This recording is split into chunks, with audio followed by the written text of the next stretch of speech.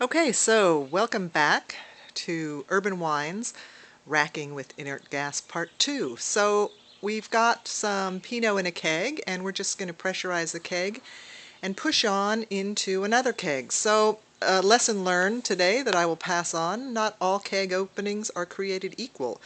And the expansion bung that comes with this racking wand does not fit in all kegs. So lesson learned, and I think probably it does not fit in all barrel openings. So it's something you might want to check out uh, early in the season and have your openings matched up so you know which containers you can actually pressurize easily. Okay, so we're going to zoom in a little bit. In part 1, we reviewed the parts of the racking wand. Part 2, we've got the wand set up. So in this case, we've already moved this wine once, so we've shortened the lees pin. And you can see on the setup here, the bung is inside the neck of the keg, and I also stabilize the bung with a couple of bungee cords. Just because once you're pressurizing a keg and you start maybe pulling on the tubing or moving the keg a little bit, that bung can become loose, and you don't want the whole apparatus to fly up and hit you in the face when you're leaning over to take a look. So you can see the bungee cords cross over, kind of tighten up the whole of it. I've got the gas off right now.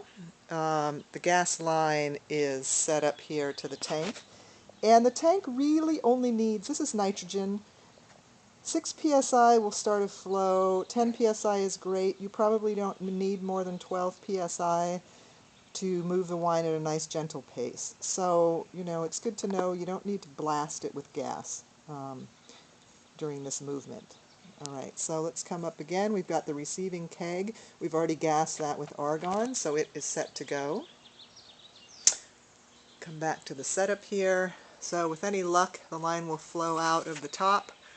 We've got our triclover set up with the hose barb. One little thing I did now, up here you can certainly buy more accessories. There is a valve you can add. There's what's called a sight glass, which allows you to kind of check the clarity of the wine as it's moving. You can actually just shine a flashlight kind of straight up here through the tubing, and you can watch to see if it starts to get cloudy. If you were to stop the whole setup to adjust the lees pin, you're probably going to disturb the lees and create even more problems for yourself. So definitely something to think about before you, go about adjusting the whole apparatus. What I did put on mine, I have just a valve in line that I've attached. Kind of hokey, but it works. That way, once the keg has been pressurized, there's really no way to stop it immediately. Even if you turn the gas off, the wine is still flowing because there's pressure, through the lines.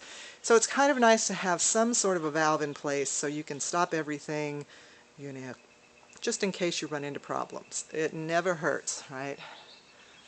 Alright, so we're going to go ahead and turn this on, and we'll see what happens. And we will know immediately if there are leaks, because wine will begin to spew pretty quickly. Alright, so I'm going to open up the gas, and let's see what happens. Okay, and we have wine. A nice flow, no leaks anywhere.